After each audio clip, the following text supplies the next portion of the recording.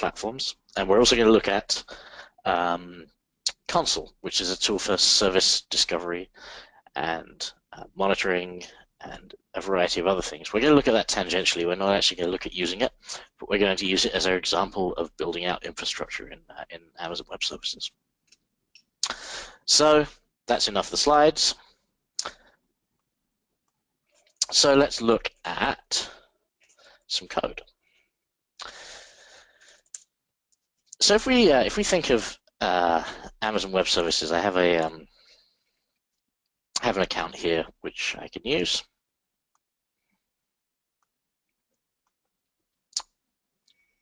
Then there are lots of different services in here that we can provision, and there are two basic approaches to doing this. The first is that we go and click around in the console to create things. So we could go into, for example, EC2 and then go and create an instance, and we could go and click around and do this kind of stuff. But that's not especially repeatable, and it doesn't really lend itself to automation. So for example, if you provisioned your environment in this way, it's hard to build a replica of it, for example, if you want to do staging or if you want to have multiple regions. And instead, it's probably better to consider a way of codifying your infrastructure and committing it to source control so that you can collaborate on it like you would with normal code. And Terraform's a tool for doing that. So what I'm going to do is show briefly how Terraform works, and then we'll get into some real code to provision a cluster of console servers. Initial demos. So what I'm going to do here is go and write some code and provision real resources in AWS as we work. So Terraform code is written in a file with a .tf extension, and it uses a custom configuration language which is broadly derived from the universal configuration language, which is probably familiar to people who've ever configured Nginx or have written JSON before.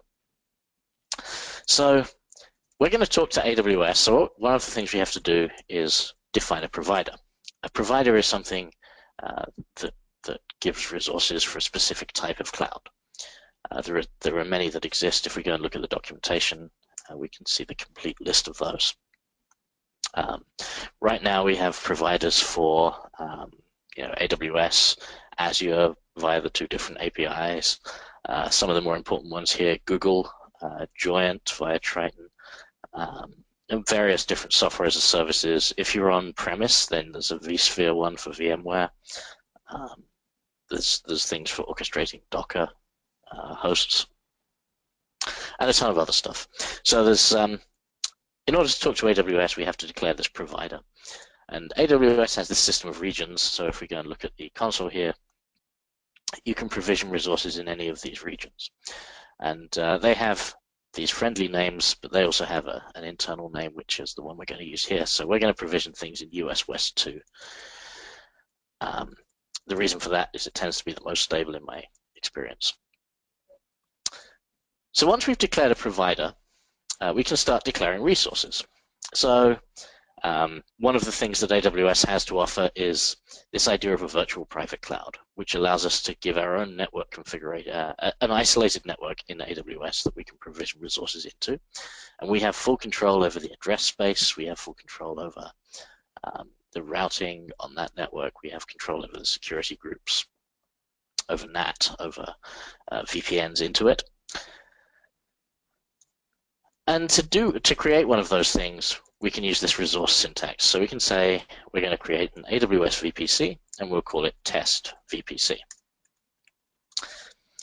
And let's just go through the wizard here and see exactly what we have to set up. So if we were going to just create a regular VPC with a single subnet going through the wizard, we'd have to go and provide a CIDR block. So that's the network address space that the VPC is going to use. We could also optionally provide a name. And then for the subnet, we could provide the address space within the broader network CIDR block that we want to assign to this subnet. Now we break some of this out. We don't really have a wizard for this. So actually these two fields here are related to the VPC. All of these things are actually about a subnet. So we'll look at those in a bit. But to go and create a VPC, we can go and take these fields. So we need a CIDR block, and we probably want a name. So the CIDR block gets defined as a property called CIDR block. So we could put in 10.0.0/16. And then we can tag the name of the VPC.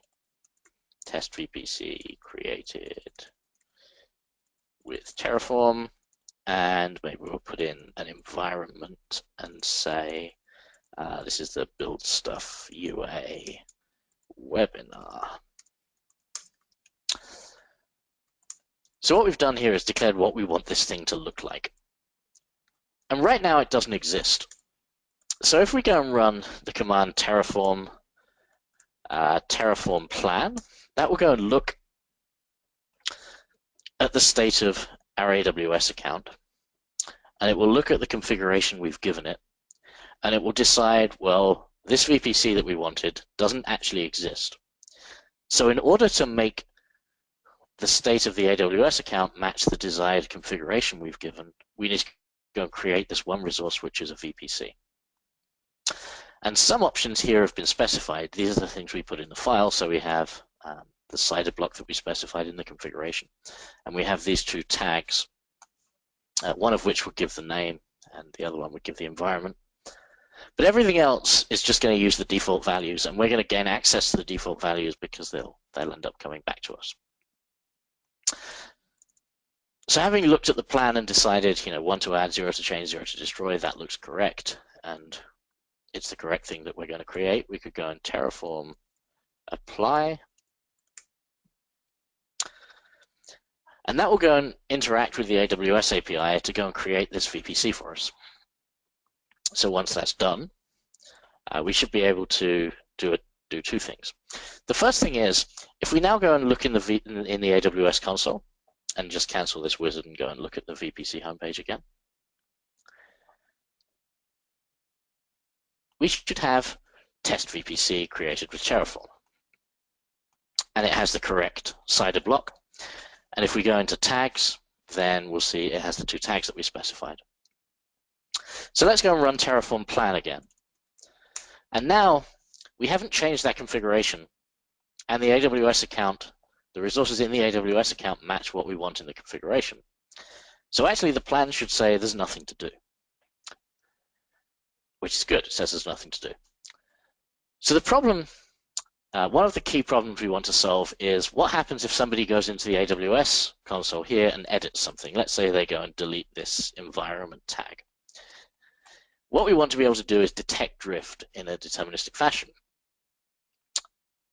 So if we go in Terraform plan now that the tag has gone because we deleted it through the console, which could of course have been another user, we can go and see that to get the AWS account back into the state we desired and specified in the configuration, we're going to have to create this tag environment again because we just went and deleted it. So let's go and apply that change. And we'll see that the tag reappears in the AWS console. So that's kind of fine for one resource, but that's not actually that interesting because you could have just used the command line for that. What's more interesting is when we start to build up dependencies. So we can go and create a second resource, an AWS subnet, for example, and we'll call this public. And we'll give it a CIDR block of 10.0.10.0.10/24, which is fairly small, but that's fine. And we can give it a tag of public subnet 1, public subnet. And we can give an environment of build stuff a webinar. Now, subnets have to exist within a VPC, so we need some way of linking this resource, the subnet, with this resource, the VPC. And there's an interpolation syntax for that. So we can go and say the VPC ID is AWS VPC, which is the type of resource we want to link it to, and then dot, and then this name here, which is Terraform's local name for this resource, say test VPC, and then ID is one of the things that comes back when we create the VPC. And actually, to make it a public subnet, we want to give instances launched within it a public IP address, an elastic IP. So we can say map public IP on launch equals true. And then we could also go and create a private subnet as well. So we can just duplicate this block. We can say this is false. We'll rename it to private. We'll call it private subnet here, and we'll give it a different slider block. So now, if we go and plan, we have some new resources to create. Neither of those subnets exist. So Terraform's going to have to create those to get the AWS account into the state that we want. And we see there's 2 to add, and they match up with what we'd expect. The VPC ID gets filled in automatically for us. If we go back to the console, we should see that it starts with 168, ends in 872. And the ID here, starts with 168, ends with 872. So that's come back correctly. The other thing that's interesting is these 2 subnets have no relationship with each other, but they do have a relationship with the VPC. They've effectively formed a graph of dependencies. And there's a command that we can use called Terraform graph, which will draw out that graph for you. And what it will actually do by default is just give you the dot syntax for graph is. I've never met anybody who could actually read that and visualize it just from the code. So there's, I think it's tpdf and then redirect to graph.pdf. We can just render this graph as a PDF.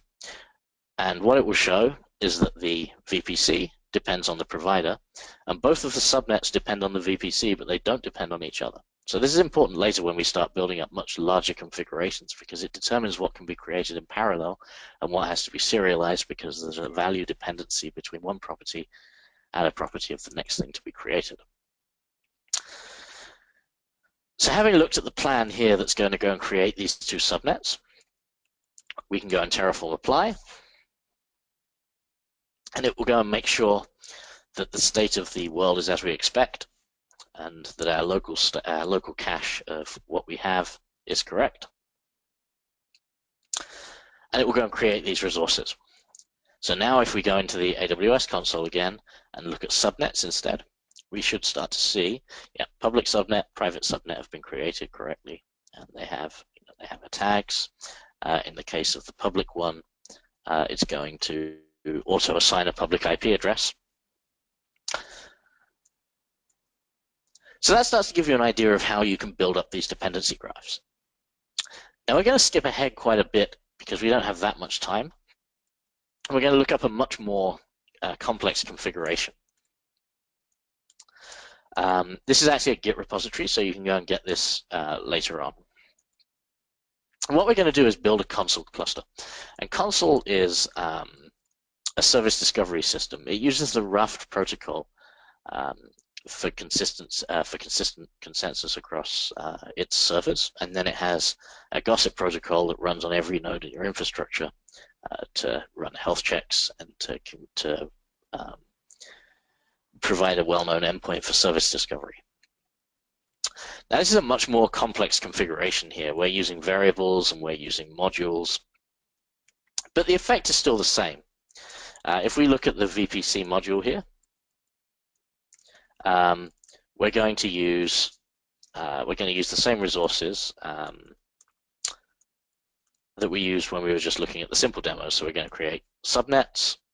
We're going to look at routing rules, so we can go and create these resources called internet gateways, which allows a VPC to gain internet access. We're going to create routing tables, which describe where certain types of traffic should be routed. We're going to associate them with the VPC, with the subnets. We can assign some NAT gateways to allow instances in a private network to communicate with the outside world so that they can install the packages they need. Effectively, every resource gets defined as one of these blocks. If we go and look at the documentation for these, we can see that the vast majority of the Amazon API is covered by this. So we have, for example, let me think, there's the Elastic Container Service, there's the EBS, which is the block storage, all of the EC2 resources that you'd expect, all of the VPC resources that you'd expect. So you can describe a large chunk of infrastructure using this model. We also have some other modules here, so actually I'm going to go back into modules and look at what else we have. So one of the things we have is a VPN. In general, it's better to run instances in AWS in private subnets that don't have direct access from the internet, just so that you lower the surface area of potential attacks. Unfortunately, that means if you want to maintain them, so if you want to, for example, SSH into them, then you need some route into that network. And there are two basic options for this. You either have a Bastion box that you log into and then SSH on into another machine in the network from there, which can be a bit cumbersome. Or you can have a VPN server and you can just sign in with that. So this module here will create, it will create a VPN server using this OpenVPN AMI in the public subnet specified in this variable. And then if we look at how it does that, it creates a security group which opens up the various ports that OpenVPN's protocol needs, and it creates an instance of the pre-configured OpenVPN configuration. And then finally we have the console module, and what that does is creates an auto-scaling group for console servers. So auto-scaling groups work with launch configurations, so the launch configuration defines what the new instances that get created look like, and then the auto-scaling group controls how many of them there are. Once you've, so the problem with this is we need to pre-configure our software so that an auto-scaling group can create instances and destroy instances, and our software will know, will do the correct thing. So what we can't do is run something like Chef, because there's no hook to be able to do that. So our image has to be ready with our software. And to build images like that, we can use another tool called Packer. So there's also some code in this repository. If we cd Packer, and we look at this JSON file here. So Packer is something that will take a base machine image, and it will run some provisioners on it, and then it will create a new image of the resulting machine. So it will go and create an instance in AWS, and it will run some scripts on it that will configure the software as you need it. In this case, it will install console. And then it will go and shut the machine down and create you an image of that machine so that you can replicate that machine easily. So I have a package that has console pre-configured. It's an operating system package for Amazon Linux that when the machine boots up, it looks for other members of the same auto-scaling group using the EC2 API, and then generates a configuration file for console that tells all the nodes to go and join the same cluster.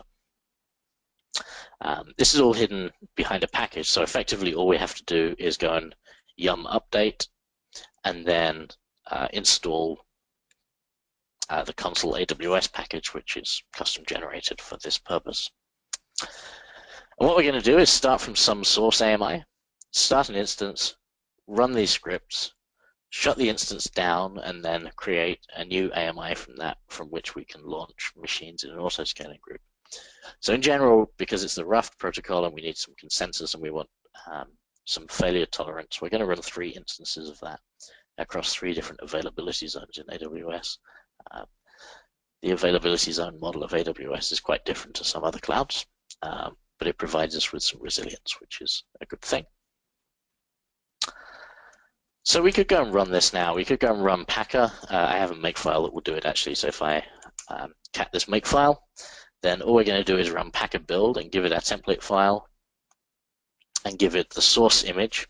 The source image is the latest Amazon Linux image, which is just Amazon's custom distribution of Linux that's tuned for the EC2 hypervisors and that kind of thing, and has the EC2 tools installed on them. And we're also going to say which region we want it in, which is US West 2. So if I were to make at this point, then we'll see we're going to create a temporary key pair, we're going to create a temporary security group so that we're allowed into the instance, and then we'll wait for the instance to become ready, and we will run those provisioning scripts. Now this takes quite a while, and I'll leave it running in the background, but I already ran it once, and we have, if we go into EC2 in the AWS console, and then AMIs, we have this version here, which was only built, it was built around an hour ago. So we can just use this one temporarily. We'll produce an image actually that's almost the same. When we run this, it will just have a later date and time. So I'm going to create a new terminal window and leave that running in the background just so we can prove it works. Go back to the logs later. So in the meantime, let's go and provision the cluster using this. So if we look at the configuration here, we're going to go and create a VPC, which is modularized so that we don't have to care about the details of what's in them. You can just treat it as a black box. And we're going to go and create a VPN, and we're going to put that VPN in the first public subnet using this interpolation syntax here. And then we're going to go and create this console cluster using 2.2 micro instances. We're going to call it production, so that will set the various tags on the instances. We're going to put that in the private subnets of the VPC. We're going to run one server per private subnet, which actually corresponds to one server per availability zone. So we have some good levels of resilience there should one become partitioned, or if an entire availability zone should fail. We also have some outputs defined. These are things which might be useful for an operator to know or be able to gain access to. We'll look at how they work in a second. So if I were to go and Terraform plan this, oh, that's not good at all. What have I done there? I know what I've done there.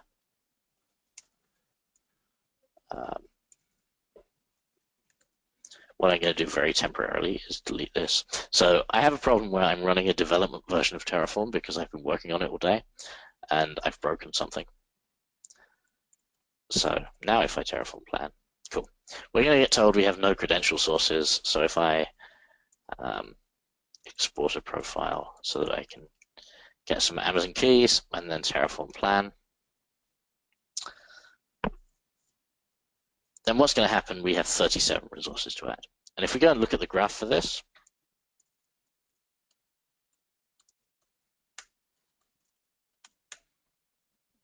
then we see it's quite a lot more complex than all the others. So we have where are we? We have the VPC module here, and we're going to create the VPC and some private subnets and an internet gateway and all the routing logic associated with that.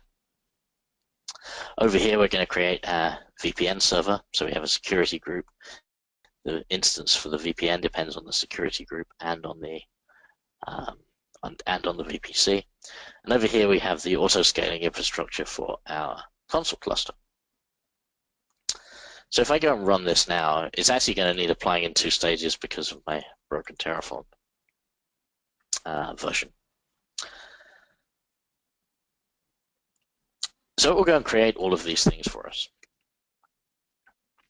And it will go and do it in parallel. So if we notice up here, where are we? We have these elastic IP addresses. We start creating 3 of these at once. We don't wait for them to finish, though, because they have no dependency on each other. So by default, we'll create up to 10 things in parallel so that we reduce the overall time to provision everything. And at some point in the future, these things will come back as complete, and it will move on to the next things. And the dependencies of these will not be started until the actual resource is available. So here we can see where we're still waiting for some things to be created. We're waiting for the auto-scaling group, and we're also waiting for the NAT gateway. Those are resources which tend to take a little while because they're actually provisioning instances underneath. We can go and look in the console in the meantime and see what we have here. So in Oregon, we should have 3 VPCs by this point, which we do. And we have one called production, which was the tag that I gave it. And if we look in production, we have 3 different subnets, 3 public, 3 private. Now at some point this is going to fail because I have a broken build of Terraform, but that's actually quite fortuitous because it will let us see what happens when we have partial success. And we have to recover from the fact that we've only created half our infrastructure.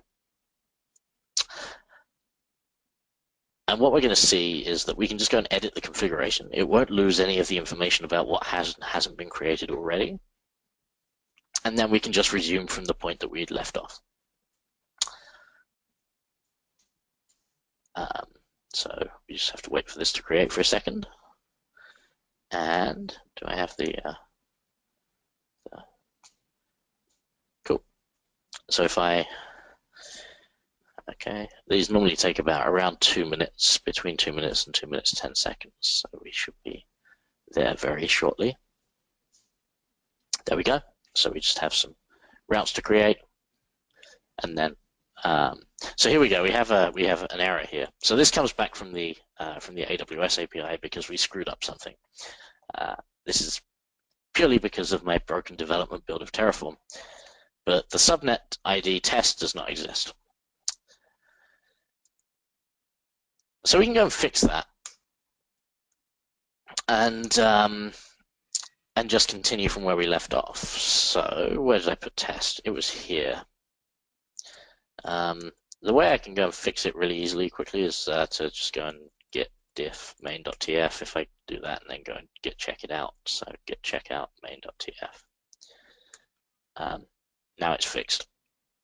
So I've gone back to using this syntax. So we're no longer using an invalid subnet name. And at this point, if I were to look at a plan, we know all these resources have been created in the past. So actually we only have one more thing to create, which is the VPN server. All of these things, the fact that we errored out halfway through the application does not mean we've lost any information here. We have the OpenVPN instance to add, so we can just Terraform apply. And we will go and create that instance. Again, we'll go and check every resource first to make sure that our idea of what it is matches up. And eventually we should get our VPN created. And this time we'll notice it's got the correct subnet instead of one that was just test. So these instances take a couple of minutes to create. Well, maybe another few seconds, probably another 30 or 40 seconds, and then we can sign into it and see what we've see what's happened from this Terraform apply. In the meantime, we can go and see what's been happening over here. So if we look at auto-scaling groups in EC2, we should see, where are they, auto-scaling groups here. We have 4 running instances. That was a good sign. Here we have our production console auto-scaling group, and if we look at the instances in there, we should see we have 3 instances, each of which is in service. Now, if one of these was to die for some reason because AWS ran some updates on the host it was on, or because the availability zone went out, the auto-scaling group would take care of creating us a new server. And because of the scripts that we wrote as part of the package, that would come up and join the cluster correctly, and we wouldn't have to go and do any manual work. So there's no need to page anybody for this because there's no manual work to do. The cluster will just recover to full health, and then all the data will become replicated. Okay, so we've finished now, and we can see these outputs that we defined are available on the command line for an operator. So we can run Terraform output here, and we can get those back. We could run Terraform output and then VPN setup, and that would give us just that, just the output value of that. We could run Terraform output, let's say, VPC private subnets, and it will give us just the values 1 per line, which is a format that's friendly for the xargs tool in Unix, so that you can perform some action on each of the outputs of a list, for example. Similarly for maps. But in this case, we're just going to SSH into our VPN and just go configure it quickly. This is a one-time kind of thing because we've created a new one. We could automate this, but I've not yet done that. So we just have to go and agree to the license and then accept some defaults for the configuration. Cool. I'm just going to hit yes to all of those. And then I'm going to go and change the VPN password so that sudo password open VPN, and I'll just set it to something stupid. Cool. So now if we go and look at the, we can go here, Terraform output again, just to see those. We can go and log into our VPN. We don't have a trusted certificate because it was self-assigned. We could have uploaded a certificate as part of this, but we didn't. Open VPN, and I'm going to use the password that I just changed and log in. Download my connection profile and install it into my VPN client. So I can now go and connect to this VPN. And at that point,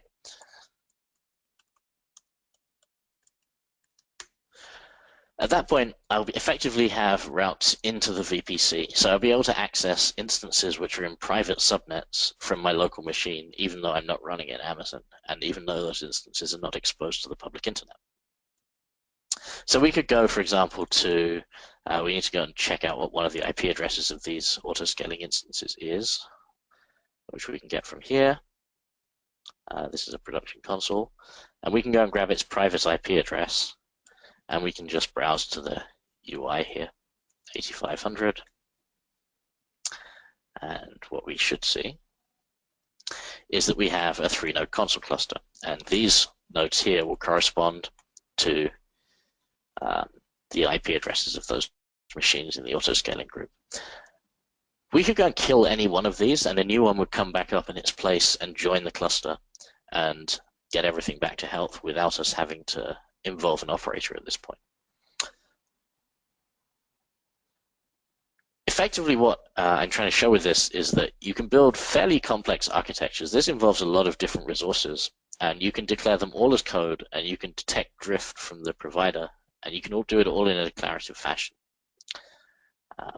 And you can treat it as code effectively. So this is probably the evolution of infrastructure as code that was started by things like Chef.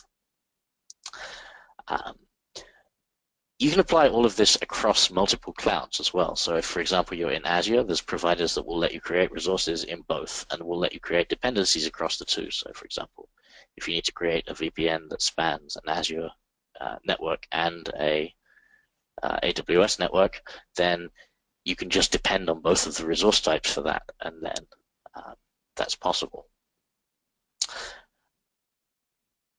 At this point, I'm kind of out of time, so I'm going to hand over to Greg to talk more about event sourcing. If you have questions about this kind of stuff and how it applies to either this example, which I'll make the code available for, or for other instances where you might want this kind of thing to happen, then save them up till later on, and we can get them answered.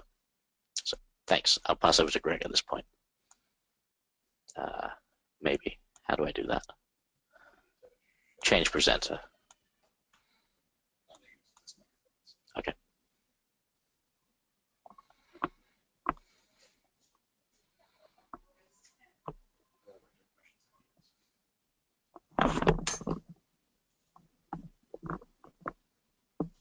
Okay, so hopefully people can actually hear me now.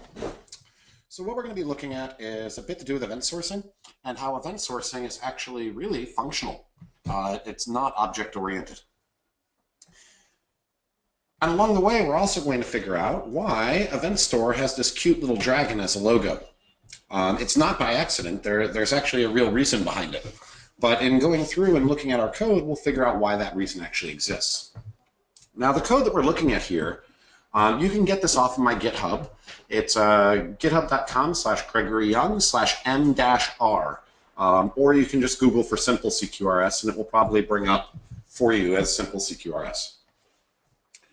Now, this is a quintessential example of an object-oriented version of doing an event-sourced aggregate. And what we end up with down here is we end up with these methods that are called apply.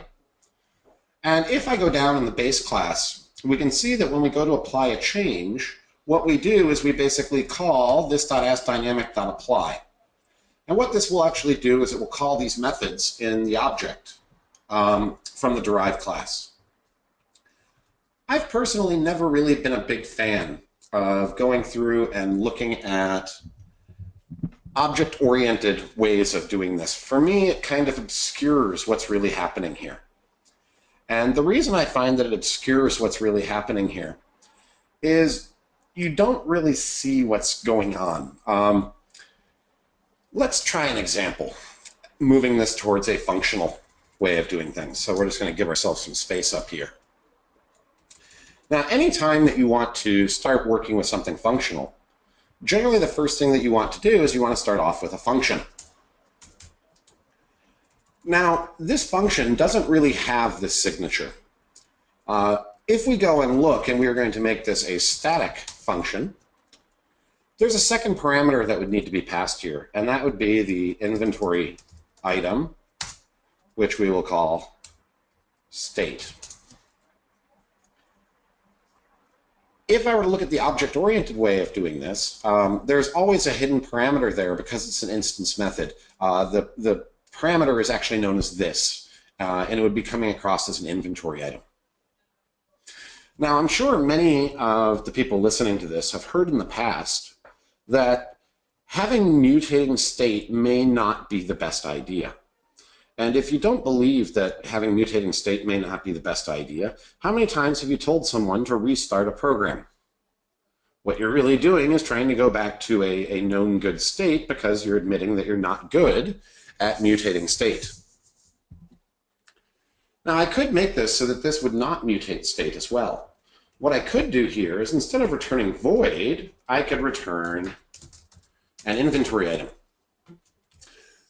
And once I was returning an inventory item, I might say something along the lines of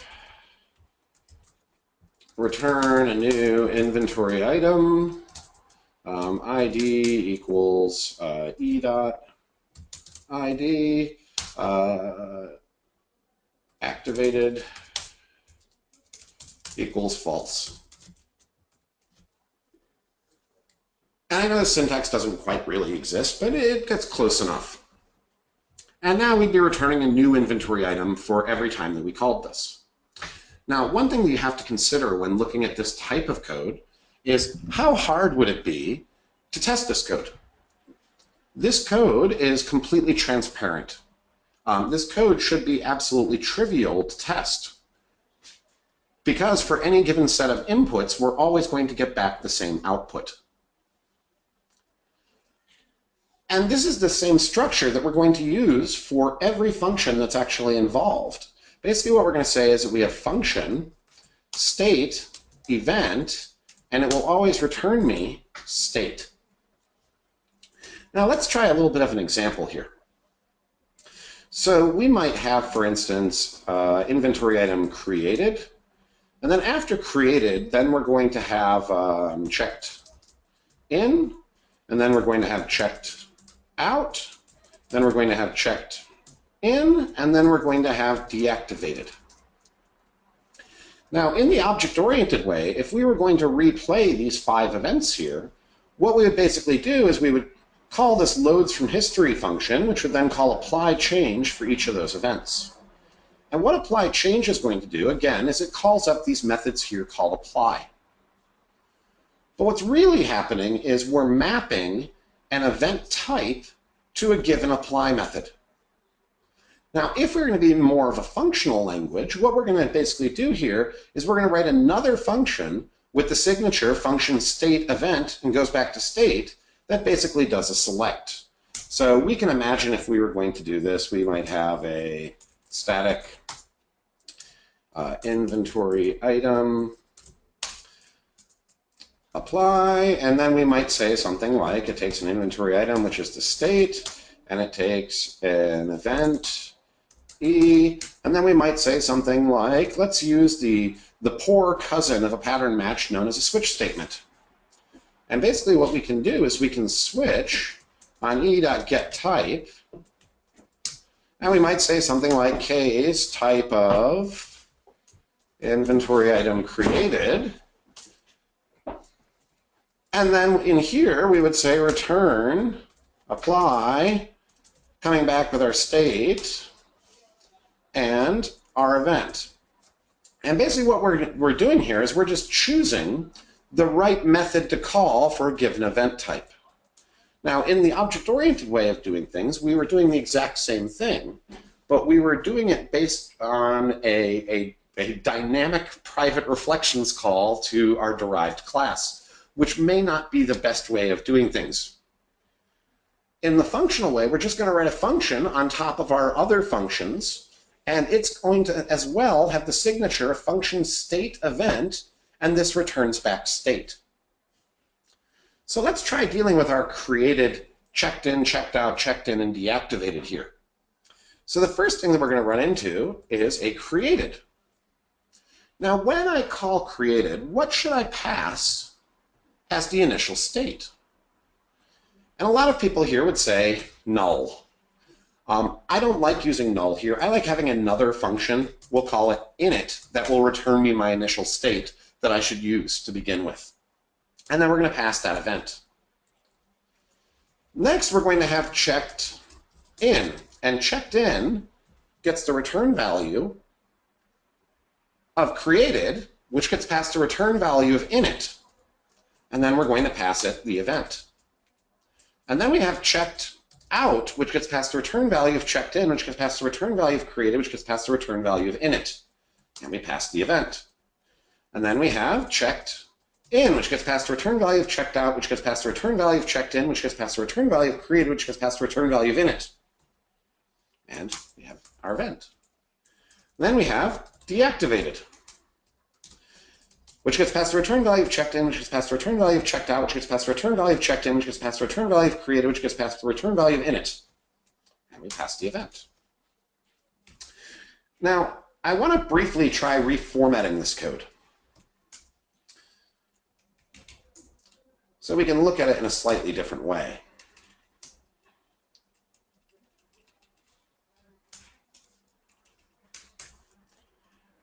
Has anybody ever seen a pattern that looks a bit like this? In functional languages, there's actually a higher order function that does this. This is known as a left fold. So we don't need to actually structure the calls like this. What we can do is we can use this higher order function. Again, it's called left fold. And I want to point out that so far in our entire CQRS event sourcing framework in functional language, we've so far needed to have functions, the concept of a pattern match, or its poor cousin known as a switch statement, and the left fold. We haven't needed anything else.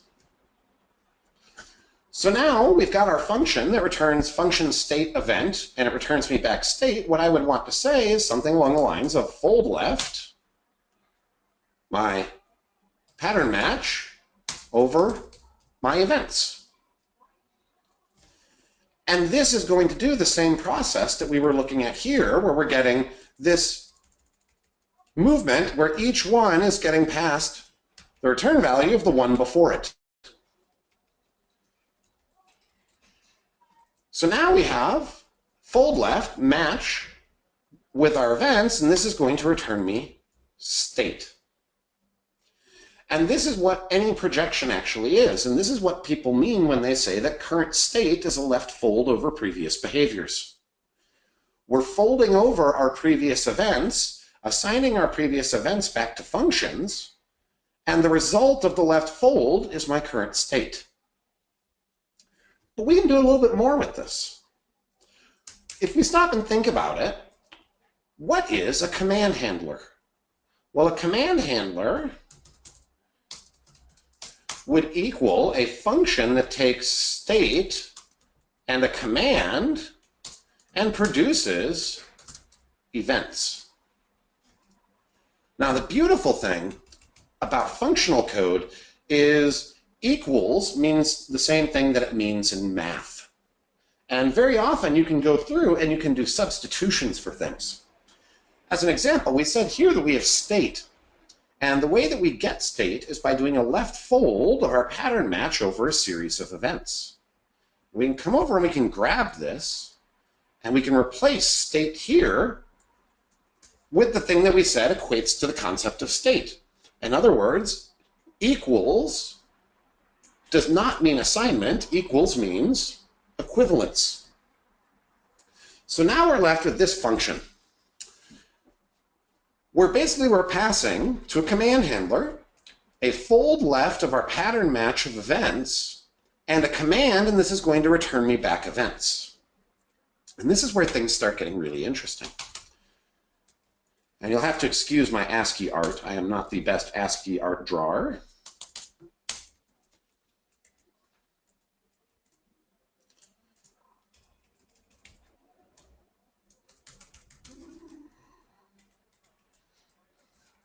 So what's going to happen here is we basically pipe the events that come out back into the fold on every operation. Think about it this way. So I have never done anything before, and I receive a command. What I now say is, do my left fold over my previous history. There's nothing in my previous history to start with. So when I go to fold over my previous history, the only thing I will get back is my init. So whatever my initial state was, whether it's null or whether it's something else. Now that comes back, and then I run with my command against that current state. And by doing that, I produce one event. And now you can imagine that I go to sleep. Another command comes in, and I say, well, I need to go back over my history. So load any events from my history that I have not seen yet and bring them through my left fold in order to get back my current state. So I load one event, fold over it, and now I get back a new state. And then I execute my command against that new state. Based on that, I put out two new events. And you can imagine now I go to sleep. And then I receive another command. When I receive this command, I say, okay, I need to load the events that I haven't seen before. So I load up two events, fold over them, and I produce one new event, and I go to sleep. Another command comes in. I say load over my history that I have not done before. I load one event from the event store, pass it through the fold because I've been memoizing the fold along the way, process the command, and I write out one more event. Now, to be fair, you probably wouldn't want to sleep and reload on this every time. You probably would just want to eagerly do it in memory because you already have it. But basically what we end up with here is a circle that's going on. So I produce this series of events, and then these events get piped back into my fold on the next request. Essentially what we're doing here is we're piping back into ourselves. And this piping back into ourselves is very, very useful. But let's come back for a minute, and let's talk about this cute little dragon and where he comes from. If you look up here, you can actually see the event store's logo. And you'll notice it's a bunch of chevrons that go in a circle. What that is actually representing is this process here. What it is it's known as an Ouroboros, which is also known as a snake that's eating its own tail. And if you think about this, conceptually what we are here is we are eating our own tail, and we're a snake that continues to get bigger and bigger and bigger, with my events being the body of the snake. Now, to be fair, an Ouroboros is not only a snake that eats its own tail. It's either a snake or a dragon that eats its own tail.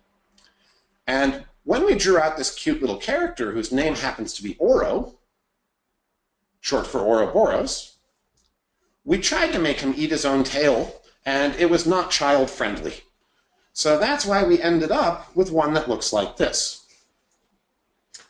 And I've actually had some people point out to me in the past that depending on how you look at it, if you turn Oro upside down, it becomes a big question whether it's actually a dragon or whether it's a 9-volt battery. But all of that actually comes from this relationship right here. And this relationship, this is how you do event-sourced systems in functional code. Note that every function that we have here is fully transparent. It's trivial to test.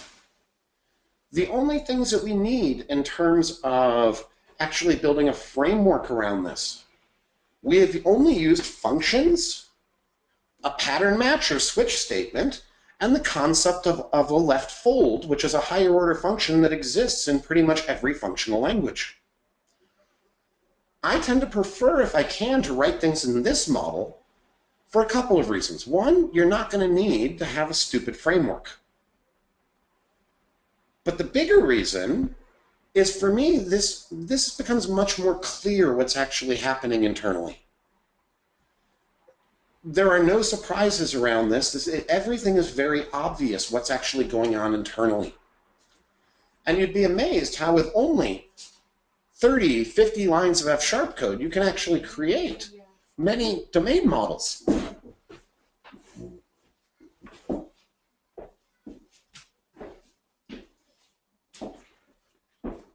Functional code tends to be much more clear when we're dealing with event source systems. And the reason for this is that event sourcing is a naturally functional model. It is not an object-oriented model. It is functional at its core. And I've always joked when doing talks about event sourcing that I could explain to you in the 30-minute version about what event sourcing is, or if you're a functional programmer, I can give you 2 sentences. Event sourcing says the current state is the left fold over previous behaviors. Snapshots are memorizations of the fold. And that's it. And now hopefully you can understand how it really actually is a functional model, not an object-oriented model. And I would really hope that people will go off and give it a try. And with that, I will thank everyone for having come out to the webinar. We still have another 15, 20 minutes for people that have questions that they want to put through, or else we will just start discussing what's actually interesting and going on. Although we also have Zach here, and I think Zach may come and join in the discussion as well.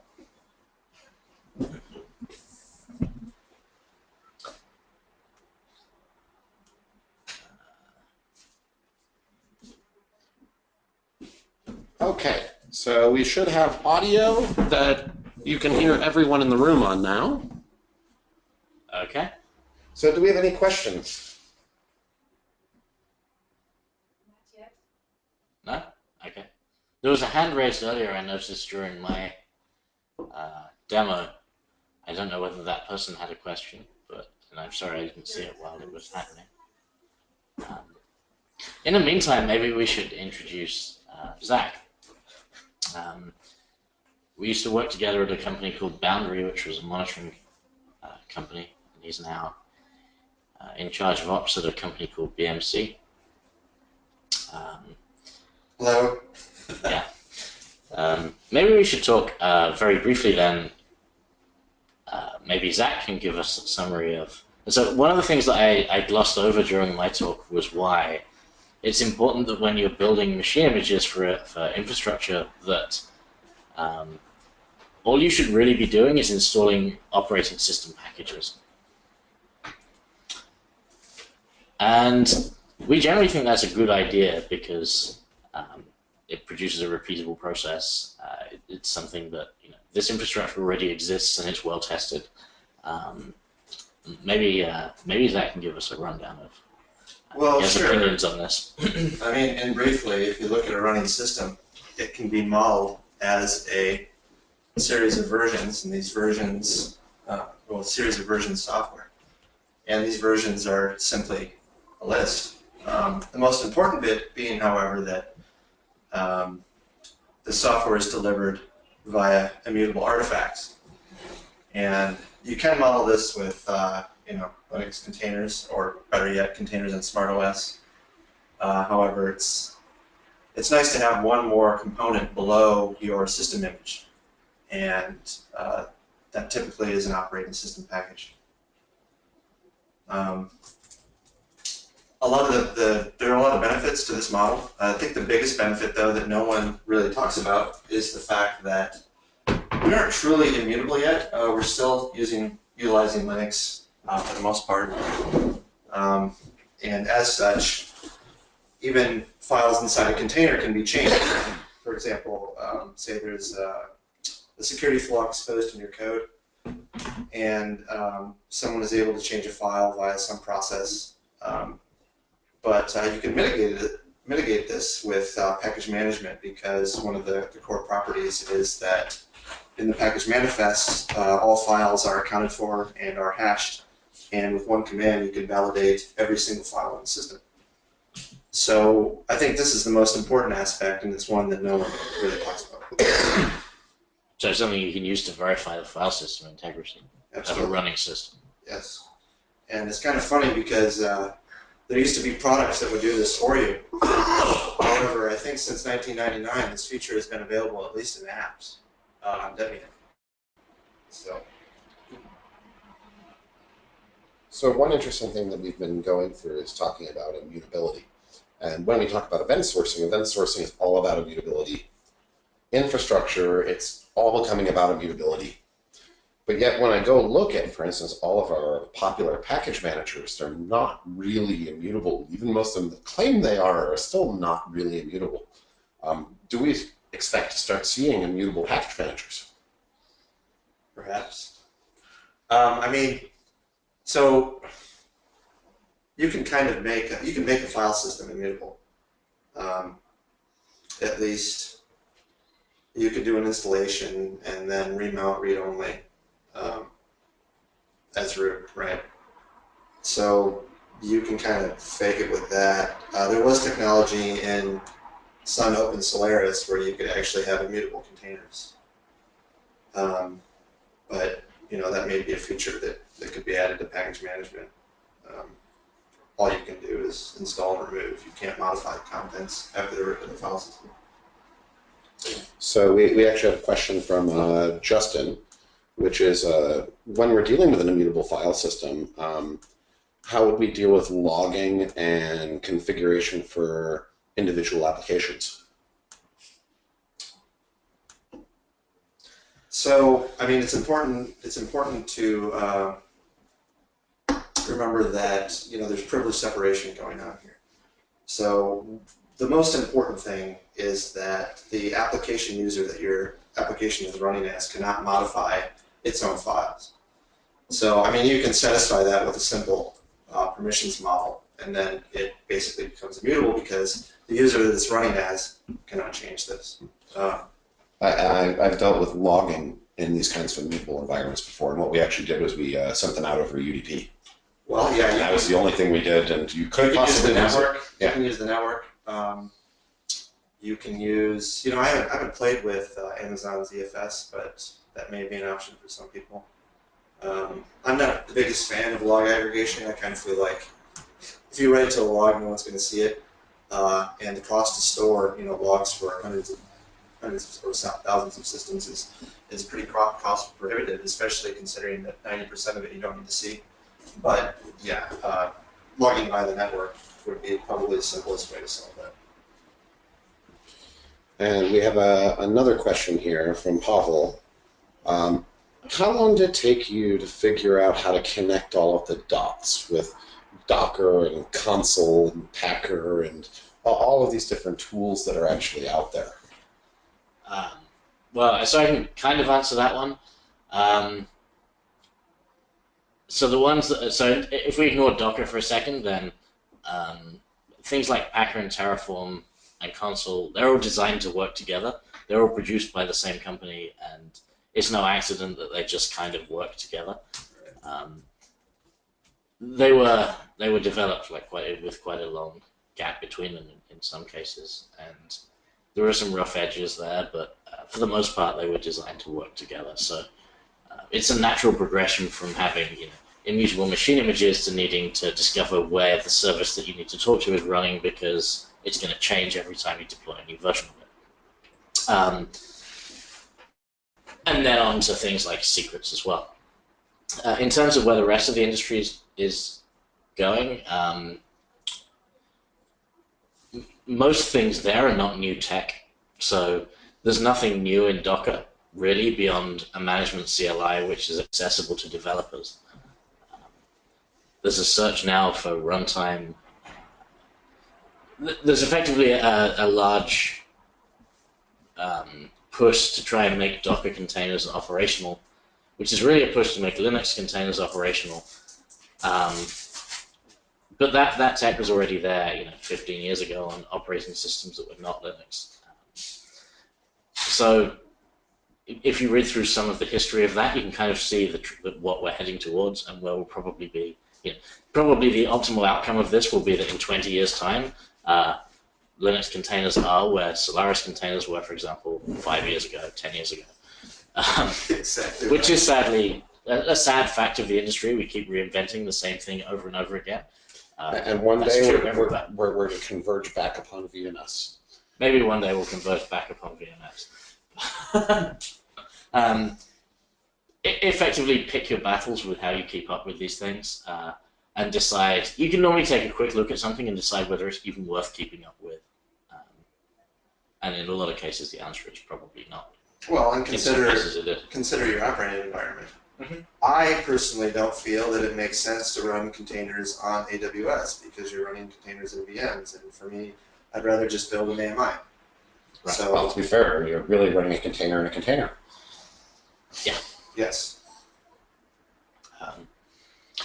So yeah, you can kind of pick and choose as to, depending on what you actually require, and you want to choose the minimum number of different technologies that are going to solve your problem and reduce the number of moving parts you have. So if you can find some combination of those, then just know them very deeply and try and have a cursory knowledge of what else is going on so that you can replace parts as necessary with things that are better. So when are we all going to just start running Erlang? I'm sure it'll come back around. Yeah. There'll probably be some new database written with it soon. Then everyone will use Erlang again, right? Or another chat app. Yeah. Oh yeah, that probably did more for Erlang adoption than WhatsApp buyout. Wasn't it there were 10 billion reasons to use Erlang now? One for every $1 of the acquisition. You finished? You're on the microphone. Really? Yes. Yes. I don't know whether you have more questions at this point. We do actually have a couple more questions. Cool. What else do we have? So there were also 2 questions coming back on event sourcing. And one of them was, how do we know that the state we have is the current state? So in other words, when we load up off of all of our previous events, how do we know that we've actually gotten all of the events? And to be fair, if we only have a single writer, this is a fairly simple issue because we're always going to have it. Where it becomes more interesting is when we might have multiple writers going back. And if you go look, there's a pattern that gets used in Event Store where you can actually basically set optimistic concurrency. So even if I have not gotten all of the events, so I don't know if we are in a multiple writer situation. As an example, I could read off of the event stream, and then Zach could write something down to the event stream before I've actually been able to process. So what I can do is I can set my expected version on that event when I go to write it to the version, the one after the events that I have read. If I actually will get a failure on this, what will end up happening is I will get an optimistic concurrency exception. So this allows me to make sure that I'm always actually reading all the events before I actually make a decision in a system. And you can be fully consistent with this. If you are in a case where you are an occasionally connected client, obviously with occasionally connected clients you can't always be certain. There's always some possibility of ending up with merge conflicts. Do you have anything to add, James? Well, so the other question is, do you care? So yeah. If your events are commutative, then it's not really that important. Provided you can detect when this thing has happened and go and resolve it after the fact, then maybe conflicts aren't as important as we make them when we're only storing the current state and have no history of what actually happened and how we got into that state. So we've got 2 more questions, and sometimes the questions just seem to come in. So we had another one here, which is from Bart, and it's how do we make sure that we only load events that we haven't seen previously? Now, in the example I was going through, I was keeping state at any given point in time. I was keeping a memoization of that fold, whatever the last thing I had through the fold was. But I was just keeping this memoization in memory. So basically, I know that this event, I had this state, but I'm only tracking that in memory in the code that we went through. If I were to, for instance, lose my instance, my first fold would start from the first event and go forward on that. Now, when we talk about snapshots, we could also have me remember what that value was and save it so the next time I came up, I didn't have to start from the beginning again. And basically what we're going to do at that point is we're going to attach that state back to the event number that it was associated with. We can imagine a monotonically incrementing sequence on events, and I remember which one this actually applied to, so I only have to start from that point forward. Now, James, we actually have a good point for discussion here. Okay. As many know, James and I have both worked on Event Store for a long time. And the question is, you've explained event sourcing using 2 sentences with functional programming terms. However, Event Store is written mostly in OOP or imperative languages. So it's object-oriented or imperative. Why is that? Okay. So functional programming is a large abstraction. And once you get too many abstractions above running hardware, it's really hard to prove anything about what's going to happen. For example, as a database, probably the most important thing is that we actually keep your data. And the only way we can really do that is if we explicitly use system calls like fsync to ensure that the data is actually written, is probably written to disk. So there are some caveats around that with different types of hardware. But the problem is functional programming effectively gets you too high an abstraction for writing a database, in my opinion. At the same time, I'd like to just add that if you actually go look at the internal model of how Event Store works, It's very functional. Event Store is almost totally functional. In fact, we only have 24 bytes of mutable state on the disk. In terms of how it actually works, everything works in a copy and replace way at a disk level. Not necessarily looking from a high level at the code. Yes, we mutate things in the code, but the internals of the database itself are actually functional.